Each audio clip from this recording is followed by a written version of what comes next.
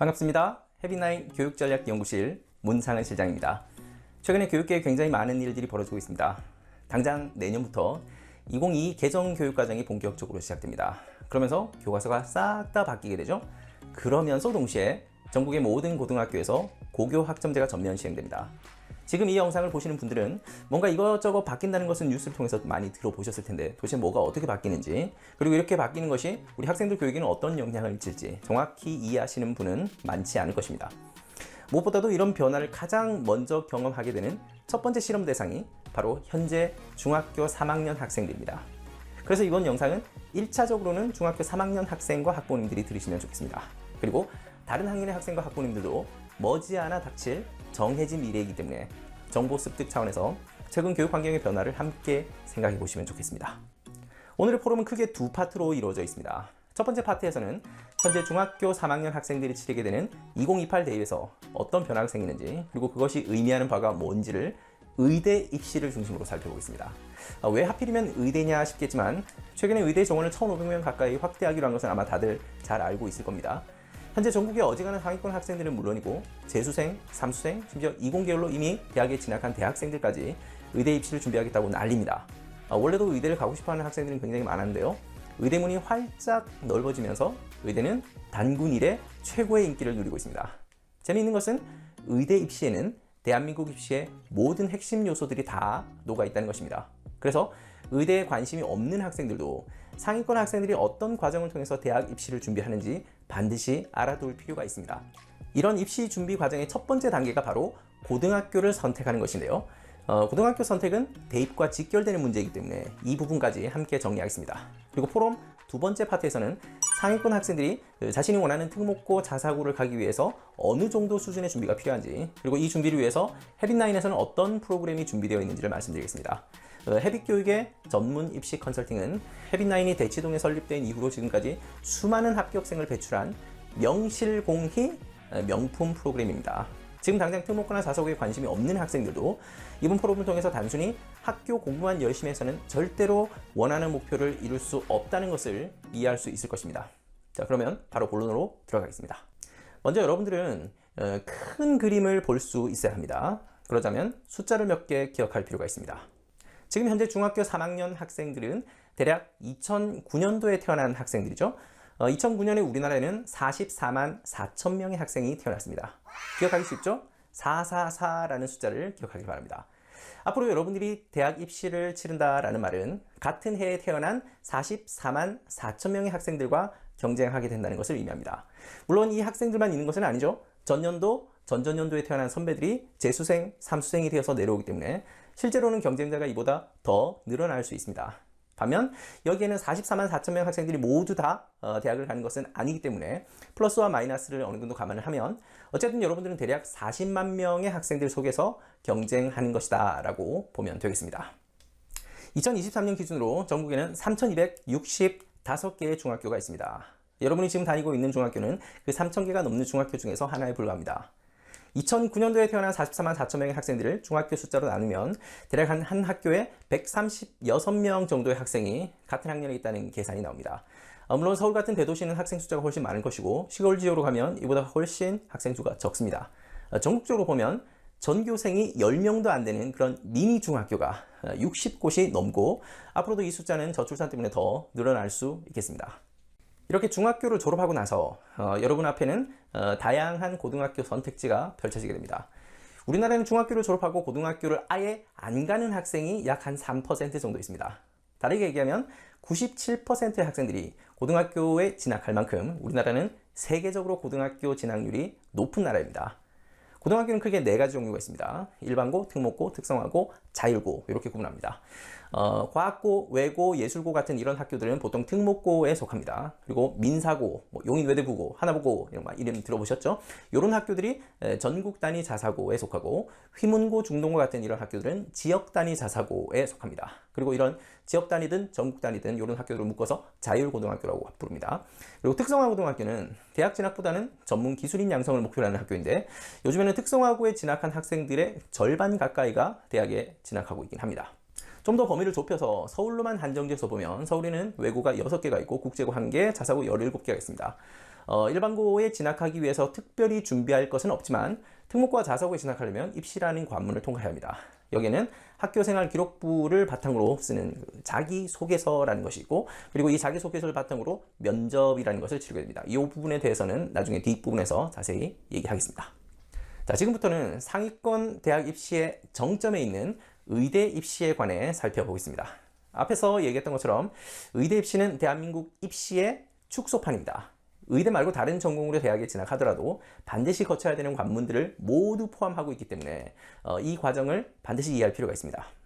현재 고3 학생들이 올해 치르게 되는 2025 학년도 대입부터 의대 모집 정원은 작년에 비해서 약 한 1,500명 가까이 늘어나서 총 한 4,610명 정도를 모집합니다. 이거는 어마어마하게 늘어난 숫자입니다.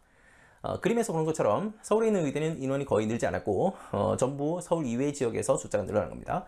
이 중에서 정원 외로 선발하는 것이 이 영상을 보는 학생들에게는 아마도 해당되지 않을 가능성이 높아서 제외하겠습니다. 그러면 4,485명이 정원 내 정원 인원으로 남게 됩니다. 2009년에 태어난 학생 숫자, 중학교 3학년 학생이 44만 명 정도 된다고 아까 얘기했었죠. 단순하게 계산하면 이 44만 4천 명 중에서 4,400명 정도가 의대에 갈 수 있다는 계산이 나옵니다. 그러니까 최상위 1% 정도가 되어야 한다는 결론이 나오죠. 근데 실제 입시 결과를 보면 1%는 아니더라도 한 2, 3%, 심지어 5%대에 있는 학생들 중에도 의대에 합격한 사례가 있습니다. 그거는 의대에 입학하는 통로가 굉장히 다양하기 때문이기도 하고, 또 다른 이유로는 학생들이 자기한테 가장 잘 맞고 또 가장 유리한 전형을 찾아서 지원하기 때문입니다. 자, 표에서 보는 것처럼 의대 입시는 크게 정시와 수시로 나뉩니다. 수시는 다시 학생부 교과전형, 학생부 종합전형, 논술전형으로 세 군화됩니다. 선발 비율로 보면 논술 전형이 가장 적은 한 3.9% 정도인데 이걸 제외하고 나면 숫자가 너무 적으니까 학생부 교과전형이 34%, 그리고 학생부 종합전형이 29%, 그리고 정시가 33%, 거의 한 3대 3 정도로 거의 비슷한 것을 알 수 있습니다. 즉 의대에 가고 싶은 학생은 고등학교 내신 성적을 아주 탁월하게 관리해서 학생부 교과 전형으로 가거나, 아니면 내신 성적이 살짝 모자라더라도 의대에 맞게 또 교과 비교과 영역에서 학교 생활을 충실하게 해서 학생부 종합 전형으로 지원해서 가거나, 아니면 수능에서 전과목 1등급을 받아서 정시로 가면 되는 겁니다. 이걸 조금 더 구체적으로 들여다보겠습니다. 자, 예를 들어서 연세대 의대는 총 110명을 선발합니다. 학생부 교과가 15명, 학생부 종합이 48명, 그리고 수능으로 47명을 뽑습니다.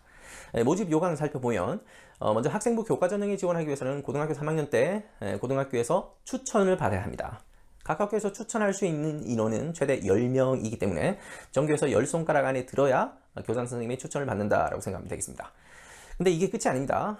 두 번째 자격 요건으로 수능 최저 학력 기준을 충족해야 합니다. 학생부 교과 전형에 지원하는 학생은 나중에 수능 시험을 반드시 치러야 되는데, 거기에서 국어, 수학, 탐구 영역 이 3개 영역에서 1등급을 받은 과목이 2개 이상이어야 한다라고 되어 있습니다. 즉 학교 성적도 매우 우수하면서 수능에서도 최고의 성적을 받는 학생이 최소한의 지원 자격이 된다는 말입니다. 이 자격을 갖추면 다 합격한다는 말이 절대 아닙니다. 이렇게 자격을 갖춘 학생이 수백 명이기 때문에 이 중에서 가장 우수한 15명을 최종 선발하게 되기 때문에 사실상 내신도 1등급, 수능도 전 영역 1등급을 해야 합격이 가능하다는 얘기입니다. 다음은 학생부 종합전형입니다. 종합전형은 학교장의 추천은 필요가 없지만 학생부가 알찬 학생이어야 합니다.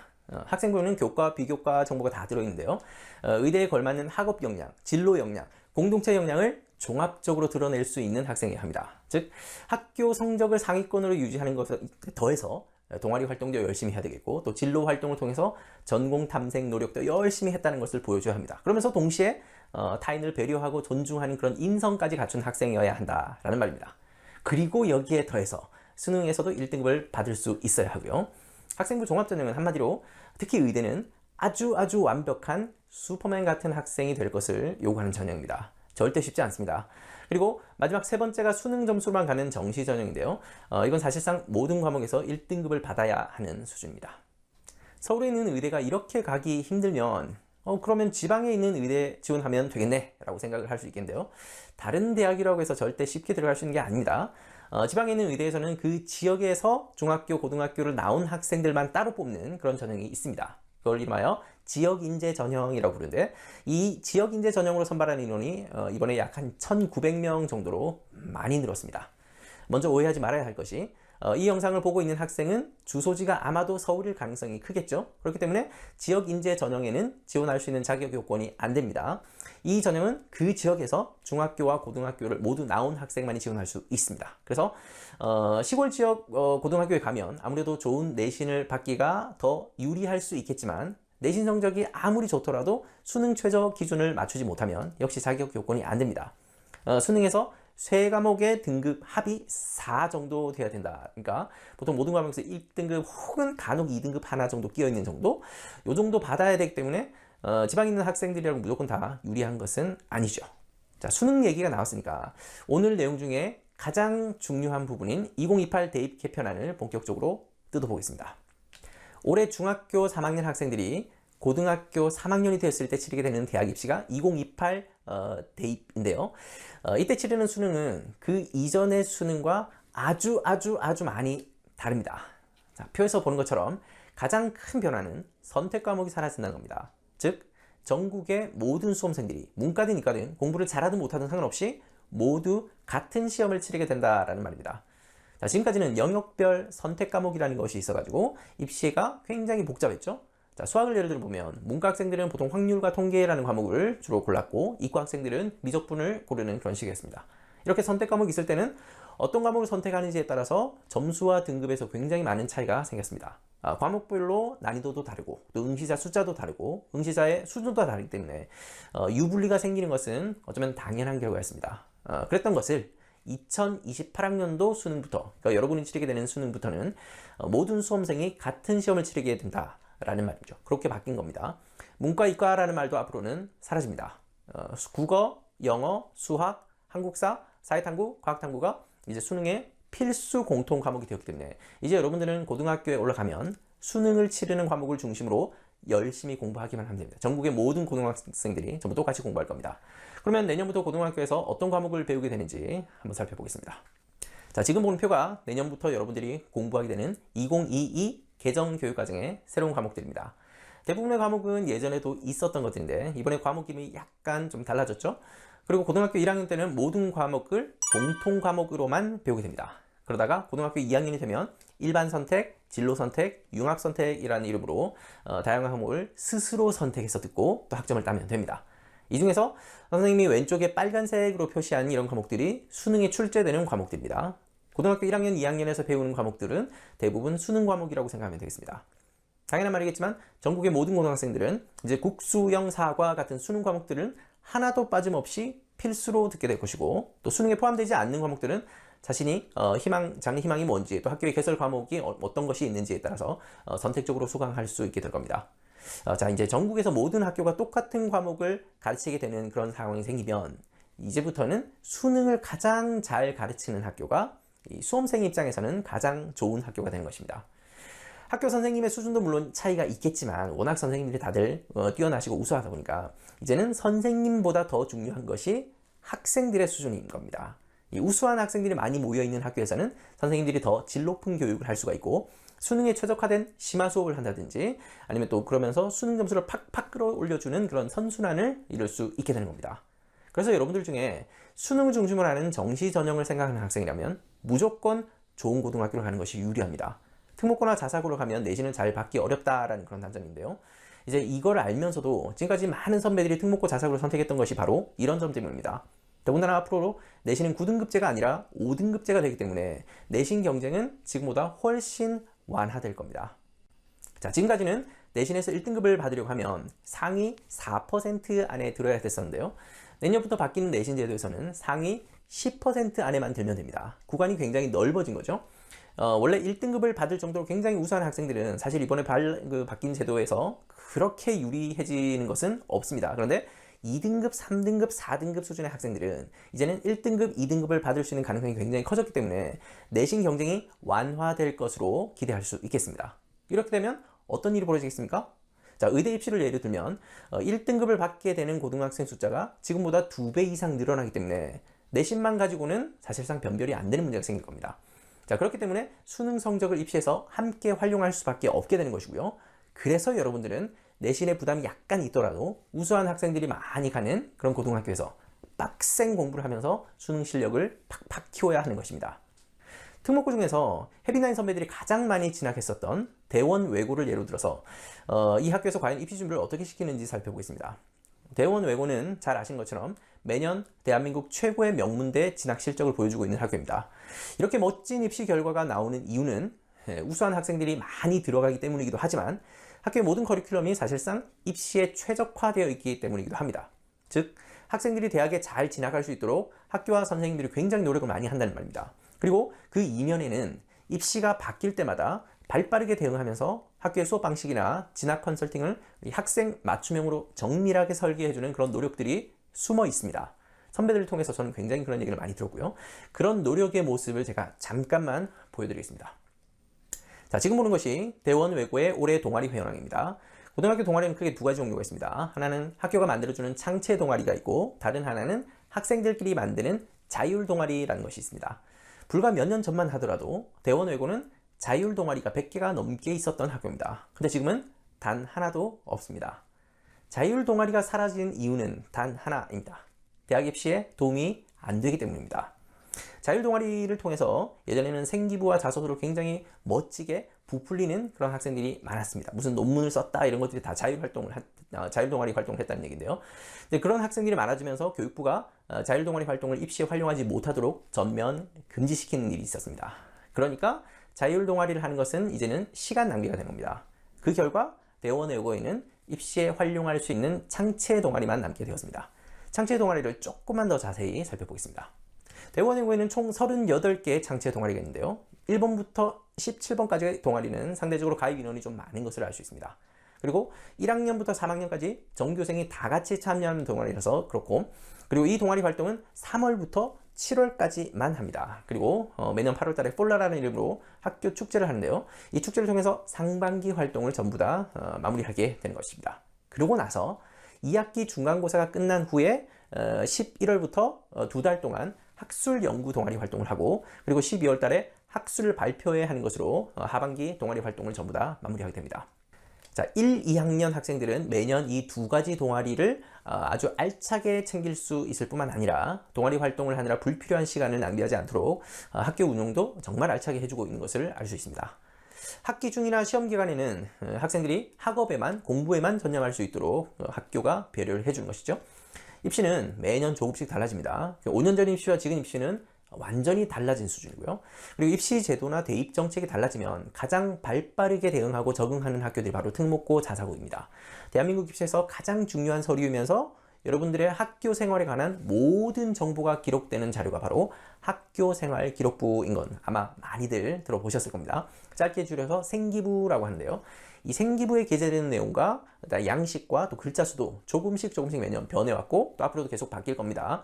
자, 올해 2024년을 기준으로 학생부에 기록되는 다양한 정보 중에서 대학 입시에 전혀 활용하지 못하도록 하고 있는 정보가 있는데, 이걸 잠깐 보고하겠습니다. 자, 표에서 보는 것처럼 각종 수상 경력이나 자격증, 봉사활동, 독서활동 같은 거는 이제 입시에서 전혀 활용할 수 없습니다. 그래서 예전처럼 의미 없는 봉사활동 하면서 시간 채울 필요도 없고, 또 괜히 있어 보이는 두꺼운 책을 읽고 또 독후감을 쓸 그럴 필요도 없습니다. 또 자율동아리 아까 얘기했었죠? 자율동아리 활동도 이제는 쓸 수 없고, 학교 바깥에서 했었던 활동은 아예 기록조차 못하겠습니다. 그래서 학교 생활을 잘하고 또 학생부를 알차게 채울 수 있는 내실 있는 고등학교를 선택하는 것이 무엇보다 중요해졌습니다. 특목고와 자사고 인기가 최근에 급상승하고 있는 것도 바로 이런 배경, 이런 맥락 때문인 것입니다. 자, 입시에 딱 필요한 것들만 알차게 챙기면서 선택과 집중할 수 있는 이유가 대원외고 같은 특목고에는 성적이 아주 우수한 학생들이 집중적으로 모여 있기에 가능한 것입니다. 아무리 선생님이 훌륭하고 또 능력 있는 학교 선생님이 많다 하더라도 말 안 듣는 학생, 사고 치는 학생, 공부 안 하는 학생이 잔뜩 있는 그런 학교에서는 선생님들의 역량을 마음껏 펼칠 수가 없겠죠. 쉽지 않겠죠. 또 양질의 학생들만 모여있는 그런 곳이라면 아무래도 고품격 탐구 활동이나 심화 수업이 얼마든지 가능하죠. 그래서 대원외고 학생들이 얼마나 균질한 집단인지 여러분이 적나라하게 볼 수 있는 그런 자료를 하나 준비했습니다. 자, 지금 보는 표는 작년도 대원외고 1학년 학생들의 기말고사 성적 분포입니다. 1학기, 2학기 함께 포함했습니다. 가장 눈에 띄는 것이 과목별 표준 편차입니다. 일반 고등학교에서는 표준 편차가 보통 20 이상 벌어지는 일이 허다한데요. 대원, 외고는 모든 과목이 표준 편차가 한 자리 숫자입니다. 공부를 잘하는 학생과 공부를 못하는 학생의 점수 차이가 거의 없다는 뜻입니다. 그만큼 균질한 집단이라는 것이죠. 일반고에서는 상상도 할 수 없는 숫자입니다. 실제 점수 분포를 봐도 거의 모든 과목의 평균 점수가 90점 이상인 것을 알 수 있습니다. 그러면 이게 학교 시험 문제가 너무 쉽게 나온 거 아니냐라고 생각할 수 있겠지만 절대 그렇지 않습니다.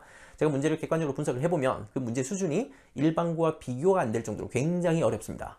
그러니까 이곳에 끼어 있으면 평소에 공부를 좀 게을리하는 학생도 죽어라고 열심히 할 수밖에 없는 그런 환경이 되는 겁니다. 자, 1학년 때부터 수능형 내신 문제, 수능형의 내신 문제를 가지고 하드 트레이닝을 시켜주니까, 그것도 3년 내내 그렇게 하니까 경쟁 강도는 굉장히 센데, 그리고 그 결과 학생들의 학업 성취도는 급상승하게 되는 것입니다. 이게 소위 공부 기계를 만들어주는 곳이 바로 이런 특목고 자사고라고 할 수 있겠죠. 대학교 입학사정관들이 학생들을 평가할 때 굉장히 중요하게 보는 항목이 따로 있습니다. 그 중에서도 가장 중요한 것을 꼽는다면 교과 학습 발달 상황, 그 학생부에 있는 정보 중에 교과 학습 발달 상황, 그리고 동아리 활동입니다. 내년부터 전국의 모든 고등학교에서는 똑같은 과목을 가지고 똑같은 수업을 하게 됩니다. 같은 과목을 가지고도 하지만 전혀 다른 결과를 만들어낼 수 있는 곳이 바로 특목고 자사고입니다. 자, 예를 들어서 사회시간입니다. 사회시간에 세계화에 대해서 배웠다고 칩시다. 일반고에서는 그냥 교과서 진도 나가기 바쁘죠. 그리고 교과서 내용을 숙지하고 잘 배웠냐 확인하고 그냥 넘어가는 거, 또 그렇게 끝날 수가 있는데, 특목고나 자사고에서는 이것과 관련해서 예를 들어서 개인별 심화 탐구 활동을 시킬 수 있습니다. 예를 들어서 애플 같은 다국적 기업의 글로벌 운영 방식을 분석해 보시오. 아니면 세계화가 지역 문화에 미친 영향을 보고서로 작성해 보시오. 예를 들면 세계화와 환경 지속 가능성의 상관관계를 조사해 보시오. 세계화로 인한 이주 패턴의 영향을 연구해 보시오. 이런 식으로 멋진 탐구 프로젝트로 연결시킬 수 있는 겁니다. 같은 교과서를 가지고 수업을 해도 학생부에는 전혀 다른 정보가 담길 수밖에 없겠죠. 그래서 특목고 자사고로 가면 숫자로 표현되는 내신 성적은 약간 불리할 수 있지만 글자로 표현되는 학업 역량은 일반 고등학교가 쉽게 흉내낼 수 없는 그런 강점을 가지게 되는 것입니다. 자, 지금까지 특목고 자사고에 간 많은 선배들이 대학 입시에서 좋은 결과를 보여준 것도 바로 그런 이유 때문이었습니다. 자, 우리나라에는 유난히 결정장애를 가진 학생들이 많아서 제가 지금부터 어느 고등학교로 가야 되는지를 깔끔하게 정리해 드리겠습니다. 자기한테 해당되는 내용이 있으면 잘 메모를 해놨다가 나중에 학교를 결정하는 시점이 되었을 때 고민하지 말고 선택하길 바랍니다. 자, 첫 번째 유형입니다. 중학교에서 성적이 하위권에 속하고 공부도 좋아하지도 않고 관심도 없는 학생들, 특성화고를 하면 됩니다. 특성화고에도 공업계열, 농업계열, 상업계열, 해양수산계열, 가사계열, 예술계열, 체육계열, 보건계열, IT계열 등등등 해서 정말 종류가 다양하고 선택할 수 있는 영역이 많습니다. 요리를 배우고 싶다거나 미용기술을 배우고 싶다거나 자동차, 컴퓨터 프로그램처럼 일찌감치 전문 기술을 배울 수 있기 때문에 진로를 찾는 데도 굉장히 도움이 많이 됩니다. 그리고 고등학교를 마치고 나서 공부가 더 필요하다고 생각하면 그때 대학에 진학할 수도 있습니다. 대학들마다 그 특성화고 출신 학생들을 위한 전형을 따로 마련하고 있기 때문에 어쩌면 대학에 가는 것이 상대적으로 더 쉬울 수도 있습니다. 자, 두 번째 유형입니다. 중학교 성적이 그다지 나쁘지는 않은데 그렇다고 탁월한 정도는 아닌 애매한 수준의 학생들이 있죠. 근데 공부보다는 전문 기술을 배우고 싶은 마음이 간절한 학생들, 이런 학생들은 마이스터 고등학교를 준비하면 좋습니다. 특성화고보다는 특정 산업 분야에 특화된 교육을 제공하면서 장인을 만드는 것을 교육 목표로 삼고 있는 학교입니다. 한마디로 그 분야의 전문 인력을 양성하는 데 중점을 두고 있는 학교입니다. 그래서 고등학교를 졸업하고 나면 취업을 목표로 하고 또 협력 관계에 있는 그런 산업체들이 있거든요. 그 산업체에서 실무 경험을 쌓고 그러고 나서 훌륭한 기술자로 성장할 수 있는 그런 학교입니다. 세 번째 유형입니다. 중학교 성적은 중위권 또는 중상위권인데 공부를 아주 잘하지는 못하지만 나중에 또 뭘 전공하게 될지는 잘 모르겠지만, 그리고 부모님을 생각해서 적어도 수도권에 있는 대학은 꼭 가야지 하는 그런 생각이라면 일반고를 선택하면 좋습니다. 학교의 면학 분위기나 대학 진학 실적도 당연히 따져봐야 되겠고, 무엇보다도 집에서 가까운 학교를 선택하는 것이 좋습니다. 헤비나인에 다니는 학생들은 아마도 워낙 뛰어난 학생들이 많아서 선뜻 이해가 잘 안 될 수 있겠는데, 지금 여러분들이 다니고 있는 학교의 전체 학생을 놓고 보면 중학교 졸업하고 나서 다른 학교보다도 일반고로 진학하는 학생의 비율이 압도적으로 많습니다. 참고로 성적을 굉장히 우수하게 받는 최상위권 학생들 중에도 입시니 뭐니 수능이니 복잡한 거 싫고 나는 내신 성적 관리만 잘해서 명문대에 가겠다, 이런 생각을 가지고 있는 학생이 일반고를 선택하는 경우도 있습니다. 고등학교에 가서 분위기에 휩쓸리지 않고 자기만의 공부 습관과 페이스를 잘 유지하면서 스스로 동기부여까지 할 수 있는 학생이라면 일반고를 선택해도 됩니다. 그럴 자신이 없으면 나는 상위권인데 그렇게까지 자기 관리가 안 된다. 그러면 일반고보다는 다른 학교를 선택하는 것이 좋습니다. 네 번째 유형입니다. 중학교 성적이 최상위권을 꾸준히 유지해온 학생들 중에서 특히 수학과 과학 과목을 아주 잘하는 학생들은 과고나 영재학교를 지원하면 좋습니다. 보통 이제 영재고 그러는데 영재고는 잘못된 말이고 영재학교라고 부르는 것이 맞습니다. 어렸을 때부터 공부에 재능이 있다라는 얘기를 종종 들어왔고 또 영재성 판별 검사를 한 번이라도 받아본 적이 있거나 또 올림피아드 대회 나가서 수상한 경력이 있거나 또는 중학생인데 이미 대학교 전공 서적을 가지고 공부하고 있는 그런 학생이면 과고나 영재학교가 잘 맞는 학생입니다. 자, 다섯 번째 유형입니다.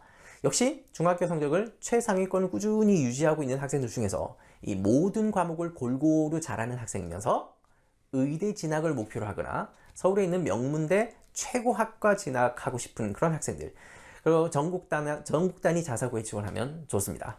서울에는 하나고가 있고요. 또 경기도에는 용인 외대부고가 있고 강원도에는 민사고가 있습니다.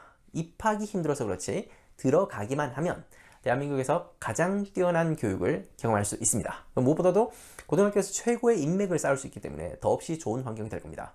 그런데 이 중학교 성적으로 전교권에서 놀던 학생들만 오는 곳이기 때문에 이런 학교들이 있으면 사실상 상대적인 열등감에 좀 시달릴 수 있습니다. 그래서 멘털 관리가 굉장히 필요한 곳이기도 합니다. 기숙사 생활을 하는 곳이 대부분이기 때문에 평소에 독립심이 강하고 또 완벽한 자기주도 학습 습관을 가지고 있고 또 자존감이 강한 학생이 가면 아주 좋은 학교입니다. 자, 여섯 번째 유형입니다. 중학교 성적으로 최상위권은 아니지만 그래도 나름 상위권에 속하면서 공부에도 어느 정도 자신감이 있는 학생이라 그리고 지역 단위 자사고에 가는 것이 좋습니다. 의대나 또 명문대에 진학에 중요한 목표를 삼고 있는 학생이면서 공부 잘하는 학생들 틈에서 긴장감을 꾸준히 유지하고 싶은 그런 학생이 선택하면 좋습니다. 일반고보다는 성적 관리가 약간 힘들 수 있지만 우수한 학생들이 만드는 그런 좋은 면학 분위기가 다른 어떤 것과도 비교할 수 없을 만큼 가치 있는 요소입니다.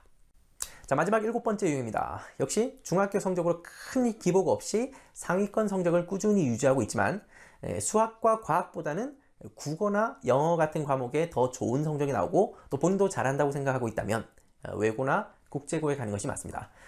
서울 지역 명문대를 나와서 언론계, 법조계, 외교계, 또 국제기구 같은 곳에서 일하고 싶은 그런 학생에게 아주 잘 맞는 학교이고 나중에 외국 대학으로 유학을 갈 생각이 있거나 또 외국어를 공부하는 것에 관심이 많은 학생이면 선택하면 좋습니다.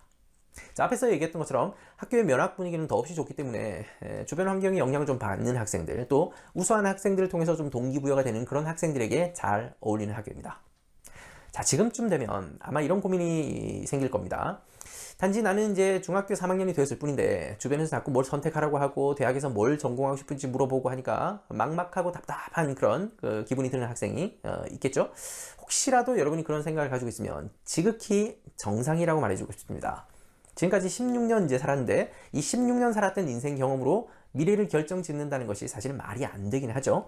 더군다나 앞으로는 인공지능과 함께 살아가야 되는 세상이고 지금 존재하는 직업이 앞으로 사라질 수도 있고 또 지금 인기 있는 전공이 나중에 인기가 없어질 수도 있습니다. 한때는 우리나라에서 선생님 되고 싶어하는 학생이 굉장히 많아서 교대나 사범대 가기가 하늘의 별 따기였었는데 지금은 어떻습니까? 수능 4등급만 되어도 교대 사범대 갈 수 있지 않습니까? 의대도 마찬가지입니다. 지금은 인기가 있는 전공이고 누구나 선망하는 직업이지만 앞으로 의료 환경이 바뀌거나 더 인기 있는 전공이 생기거나 하면 또 어떻게 될지 아무도 장담할 수 없습니다. 그래서 그런지 대학에 진학하고 나서 전공 선택을 후회하는 학생들이 정말 많습니다. 그나마 다행인 것은 이런 학생이 한둘이 아니다 보니까 대학에서도 입학할 때 전공을 선택하지 않고 무전공으로 들어갔다가 일단 입학해놓고 나중에 전공을 선택할 수 있도록 무전공 선발 전형이 점점 확대되고 있는 추세입니다. 그런데 여기에서 간과하지 말아야 되는 것은 전공은 나중에 선택해도 되지만 원하는 전공을 선택할 수 있으려면 어떤 전공이든 선택할 수 있도록 학업 능력을 최대치로 끌어올릴 필요가 있다는 것입니다. 좋은 고등학교에 가서 치열하게 경쟁하면서 열심히 공부하는 것도 다 그런 미래를 위한 과정인 것입니다. 자, 지금부터는 헤빗나인이 제공하고 있는 입시 컨설팅에 대해서 말씀드리겠습니다. 전원 합격 프로젝트라는 이름을 가지고 있는데요. 이름 그대로 지난 15년 동안 수많은 특목고 자사고 합격생을 배출한 명품 입시 컨설팅이 구체적으로 어떻게 진행되는지 알려드리겠습니다. 옛날에는 특목고 자사고를 가기 위해서 창의 사고력 시험도 치르고 듣기평가 시험도 치르고 토플 같은 그런 공인어학 성적도 챙기면서 입시가 굉장히 복잡했던 시절이 있었는데 지금은 입시가 굉장히 단순해졌습니다. 그림에서 보는 것처럼 이제는 자기소개서와 면접 준비만 잘 하면 됩니다. 자기소개서는 대략 1,500자 정도 써야 되는데 A4 용지 한 장 정도 되는 분량이고 면접도 학교마다 약간 차이가 있긴 하지만 짧으면 5분, 길면 15분이면 끝나는 수준입니다. 학생들의 입시 부담을 덜어주기 위해서 입시가 간소해진 결과입니다. 자기소개서에 들어가는 내용도 학교마다 거의 차이가 없습니다. 크게는 자기주도 학습 영역과 인성 영역 이렇게 구분되는데요. 자기주도 학습 영역 안에 자기 꿈과 지원 동기를 넣어야 하고, 그러니까 크게 3개 덩어리로 구성된다고 보면 되겠습니다. 자, 헤빗나인에서 고등학교 입시를 준비하는 그 첫걸음은 한 장 분량의 그 자소서를 완성하는 것입니다. 입시가 단순하다라고 해서 준비 과정까지 단순한 것은 절대 아닙니다. 이 한 장짜리 명품 자소서를 뽑아내기 위해서 보통 2, 3개월 정도의 준비가 필요합니다. 지금 보는 것이 대원 외고의 자소서 양식인데요. 자기주도 학습 과정, 지원 동기와 진로 계획, 그리고 인성 영역 이렇게 구분해서 3개 덩어리로 글을 써야 합니다. 여기서 보는 것처럼 구체적으로 라는 말이 반복해서 등장하는 것을 알 수 있습니다. 용인 외대부고 자소서 양식도 거의 비슷하죠. 글자 수도 동일하고요. 역시 자기주도 학습했던 과정, 그리고 이 학교에 지원한 동기, 졸업 후의 계획, 그리고 본인의 인성, 이것을 아주 구체적인 예를 들어서 서술을 하도록 하고 있습니다. 자, 요약해서 정리하면 자소서에는 어떤 내용을 담든지 동기, 과정, 결과 순으로 정리하면 아주 깔끔한 모형이 나옵니다. 문제집 풀면서 영어 공부 열심히 했어요 라는 것은 추상적입니다. 그런데 어떤 계기로 영어 공부를 하게 되었고, 그리고 공부는 어떤 방식으로 했으며, 그래서 그 결과 어떤 결과가 나왔는지, 그 노력에서 어떤 결과가 나왔는지를 정리하면 자소서 모양이 나오는 것입니다. 자, 이 부분에 대해서는 7월 달에 있을 자소서 특강에서 아주 자세한 강의가 있으니까 입시를 준비하는 학생은 단 한 명도 빠짐없이 참석해서 비법을 전수받기를 바랍니다. 자, 자소서가 환골탈퇴되면 어떻게 되는지 잠깐만 맛을 보여드리겠습니다. 자, 왼쪽에 있는 것이 학생이 쓴 초안입니다. 자세히 읽어보면 뭐 그렇게 못 쓴 글은 아니죠. 중학생이 쓴 것 같은 진솔한 느낌도 나고요. 자, 문제는 이런 글로는 절대로 합격할 수가 없다는 겁니다. 시험 기간에 계획을 세우고 문제집을 풀면서 공부하는 것은 누구나 다 하는 거기 때문에 전혀 차별화가 되지 않습니다. 면접관의 주목을 받을 수 없는 자소서라는 말입니다. 자소서는 무조건 탁월한 수준의 학업 능력을 보여주는 것이어야 합니다. 자, 그런 예가 바로 오른쪽에 있는 글입니다. 아까 봤던 그 왼쪽의 글을 오른쪽 글로 고친 겁니다. 대충 읽어봐도 평범한 중학교 3학년 학생 수준의 글은 아니라는 것을 알 수 있습니다. 그런데 이런 글이 없는 내용을 거짓말로 소설 쓰듯이 만들어내는 것이 절대 아닙니다. 학생이 가지고 있는 잠재력과 본인의 관심사를 잘 조합을 해서 이 정도 수준의 결과물이 나오도록 만드는 것이 헤빗나인 컨설팅의 핵심 경쟁력입니다. 당연하게도 이런 결과물이 하루아침에 나오지는 않죠. 7월 달에 저희가 컨설팅을 시작하면 뜨거운 여름방학을 지나고 나서 한 11월 정도 되어야지 이 정도의 글이 다듬어지고 정리되고 나오는 겁니다. 근데 이렇게 글을 다듬고 내용을 채우는 과정에서 학생 스스로 엄청난 노력과 준비를 해야 되는 것은 당연히 두말할 나위가 없죠. 그 과정을 이끌어주고 지도해주는 것이 헤빗 컨설팅인 것입니다. 과정이 굉장히 고통스러울 수 있는데요. 이 과정을 잘 버텨낸 학생들은 면접 준비를 아주 수월하게 할 수 있을 뿐만 아니라 나중에 대학 입시를 준비하는 데도 든든한 자산이 됩니다. 그래서 헤빗나인 입시 컨설팅은 특목고 자사고를 꼭 가지 않는 학생들도 자기 개발과 성장을 위해서 반드시 한 번은 경험을 해보실 것을 권해드립니다. 헤빗나인 홈페이지에 올라와 있는 것처럼 올해 중학교 3학년 입시 컨설팅은 7월부터 바로 시작합니다. 이 컨설팅 프로그램 이름이 전원 합격 프로젝트라고 했죠. 이름만 거창하게 지은 것이 아니라 실제로 헤빗나인 컨설팅은 성실하게 따른 학생들은 거의 대부분 합격하고 있습니다. 시험 부담이 없는 여름방학을 집중적으로 활용해서 자소서 초안을 만들고 또 2학기 기말고사가 끝나는 11월 달부터 최종본을 완성하게 됩니다.